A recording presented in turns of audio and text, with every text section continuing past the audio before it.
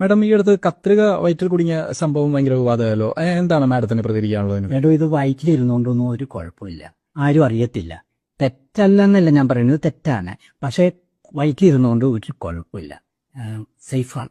രോഗിക്കൊരു കുഴപ്പമില്ലേ? രോഗിക്ക് കുഴപ്പമില്ലെന്നല്ല, കത്രികയ്ക്ക് കുഴപ്പമില്ല. കത്രിക പുറത്താണ് ഇരിക്കണമെങ്കിൽ ഈർപ്പം തട്ടി ചിലപ്പോൾ അത് തുരുമ്പ് പിടിക്കും, അല്ലെങ്കിൽ ഉപയോഗിച്ച് തേയ്മാനം വന്ന് ഒടിഞ്ഞു പോവുകയൊക്കെ ചെയ്യാം. പക്ഷെ വയറ്റിൽ ഇരിക്കുന്നിടത്തോളം കാലം ഇത് സേഫാണ്.